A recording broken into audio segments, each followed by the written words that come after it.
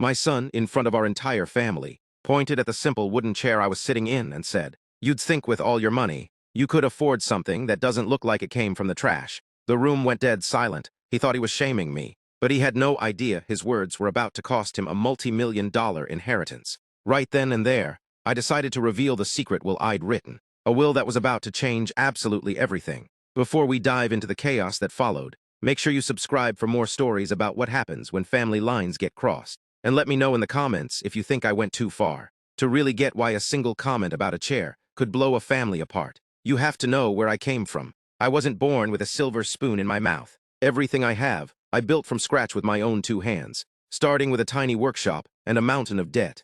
I pulled 80-hour weeks, missing school plays and bedtime stories, all to build a life for my family that I never had. My wife, God rest her soul, was my partner in all of it. She managed the home, raised our 2 kids, Leo and Clara, and always reminded me what we were really working for. I made sure my kids wanted for nothing, but I also tried to teach them the value of hard work and humility. My daughter, Clara, really seemed to get it. She's a teacher now, kind and compassionate, and has never asked me for a dime, even though she knows she could. Leo, my son, he's a different story. He's sharp, ambitious, and successful in his own right, with a good job in finance, but somewhere along the way, my dream of giving him a better life twisted into his belief that he was owed one. He married Jessica, a woman whose ambitions always seemed to be one step ahead of their bank account, and together they got a taste for a life I was happy to live without. They had the luxury cars, the fancy vacations, always chasing the next bigger, better thing. I was proud of his success, but I was worried about the entitlement that was growing right along with it. That's why I made a decision years ago. I set up 2 huge multi-million-dollar trusts, one for each of my kids. But there was a catch. They wouldn't know a thing about them until my 70th birthday. I figured this would give them time to build their own lives, find their own way, and understand what a dollar they earned themselves was really worth. The inheritance was meant to be a blessing for their later years, not a lottery ticket to cash in when they were young. It was a plan born out of love. But as I was about to find out, secrets can curdle good intentions and breed resentment, where you meant to build character. It all went down at my 60th birthday party. I'd opened my home to our whole extended family, cousins, old friends, and of course, Jessica's parents, who always looked like they were silently judging everything. The house was buzzing with laughter and conversation. For a moment, I just looked around at the life I'd built and felt this rare sense of peace. The chair itself wasn't anything special to look at, just a simple dark oak dining chair, worn smooth over the years. But to me, that chair was everything. It was the very first piece of furniture I bought for myself right after I got the loan for my business. I ate on it, did paperwork on it, and fell asleep on it more times than I can count. It was a symbol of where I started. As the night went on, we had more guests than chairs. I saw Leo scanning the room, frowning. His father-in-law, a big guy who always looks unimpressed, was standing awkwardly against the wall. Then Leo's eyes landed on me, sitting in my old oak chair, just chatting with my niece. He walked over, not to ask me quietly, but like he was making a public announcement. He stopped a few feet away, made sure people were watching, and gestured at me. That's when he said it, his voice dripping with disgust. "You'd think with all your money, you could afford something that doesn't look like it came from the trash. My father-in-law needs a seat." The chatter in the room just stopped. Every single eye turned to me. I could feel my face getting hot. It wasn't just an insult. He was publicly stripping me of my dignity. He wasn't talking about a chair. He was judging my life, my choices, my values, all while putting his in-laws before his own father. It was a clear signal that something between us was badly broken. I saw Jessica standing behind him, a smug little smirk on her face. Across the room, my daughter Clara looked horrified. In that ringing silence, something inside me just snapped. The humiliation turned into a cold, hard clarity. For years, I'd watched Leo's entitlement grow, telling myself he'd grow out of it. But this was different. This was deliberate. He didn't see me, his father. He saw an old man on a piece of junk, getting in the way of his social climbing. And I realized my secret plan had completely backfired. My quiet, simple life hadn't inspired him. It embarrassed him. He had no clue about the wealth waiting for him. And in his ignorance, he showed me exactly who he was. I didn't react. I didn't yell or try to defend myself. That would have just given him the drama he was looking for. With as much dignity as I could find, I slowly stood up, gestured to the chair, and said, "Please have it." Then I turned and walked out onto the patio, the silence of the room following me like a shadow. For the rest of the night, Leo and Jessica acted like nothing happened. They laughed, they mingled, and they completely ignored me. Their casual denial was somehow even more insulting than the comment itself. The drive home was silent, but my head was spinning. I just kept replaying that moment. The look on his face, the casual cruelty, That smug look from his wife. It felt like a total betrayal of everything I'd ever worked for. This wasn't about money. It was about respect, a basic decency that just wasn't there. It became crystal clear that he didn't see a father to be honored. He saw an eccentric old man whose bank account he was entitled to. A few days later, my phone buzzed. A text from Leo. My heart foolishly jumped, maybe an apology. I opened it. Hey, thanks for being a good sport about the chair situation the other night. Frank's back was really killing him. Not one word of remorse, not an ounce of shame. He called it a situation and thanked me for being a good sport. Like I was a kid who'd been put in his place. That was the final nail in the coffin. Any hope I had just vanished, and all that was left was a grim resolve. I picked up the phone and called my estate lawyer, a woman I've trusted for 20 years. I told her exactly what happened, calmly and precisely. I told her I needed an emergency meeting. I'm changing everything, I said. I want to dissolve the trust. She was shocked. She urged me to be careful, suggesting we have a mediated family meeting to talk things out before I did something so drastic. She warned me that using an inheritance as a weapon could have permanent, devastating consequences, but my mind was made up.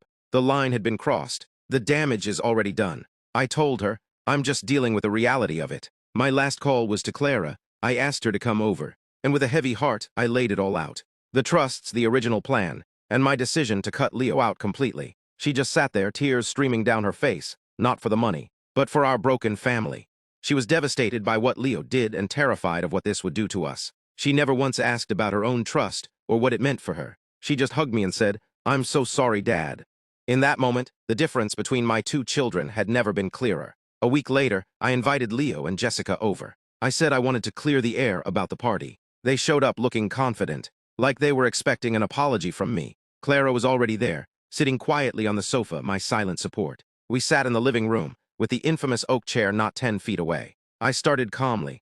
Leo, I need to understand why you thought it was okay to speak to me that way at the party. He actually scoffed, leaning back like the question was ridiculous. Oh, come on, it was a joke. You need to lighten up, it was embarrassing. Jessica jumped in, her voice sharp. He's right, all our friends' parents have beautiful homes. They live comfortably, and you're sitting there on a piece of firewood. It makes us look bad. The nerve of it just took my breath away. They weren't sorry, they were doubling down. They were embarrassed by me. I let them finish, the room getting heavier with every word. Then I leaned forward and slid a thick folder across the coffee table. You want to talk about money and appearances? I said, my voice dangerously quiet. Let's talk about them. This was my estate plan. Specifically, the two trusts I set up for you and your sister. Leo's smug look started to fade. He picked up the folder. Jessica leaned in, her eyes going wide as she scanned the first page. I just watched the color drain from their faces. As you can see, I went on, I set up two identical trusts. One for you, one for Clara.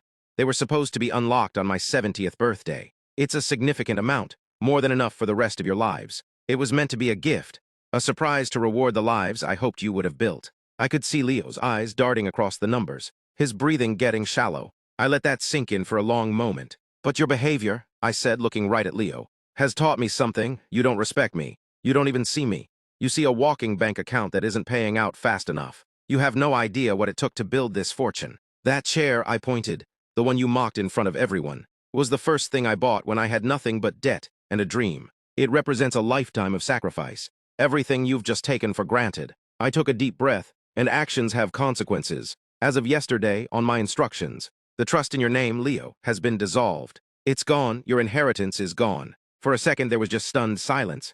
Then all hell broke loose. You can't do that, Jessica shrieked, jumping to her feet. That's our future, we had plans. Leo's shock turned into pure rage. He threw the folder on the floor. That's my money, he roared, his face turning blotchy and red. You're a sick old man, using money to control us. The irony was almost laughable. He was accusing me of weaponizing an inheritance he never knew he had, until his own greed brought it all crashing down. The screaming went on for what felt like forever. They called me a monster, manipulative, said I was ruining their lives. When Clara tried to calm him down, he turned on her. You did this. He spat. You've been poisoning him against me, trying to get it all for yourself. Finally, they stormed out, slamming the door so hard a picture fell off the wall. The last thing I heard Jessica yell from the driveway was, "You'll die alone, you miserable old man." The silence they left behind was deafening. Clara was sobbing, not for the money, but for the brother she'd just lost. I put my arms around her, feeling the deep, profound sadness of a family that had been shattered.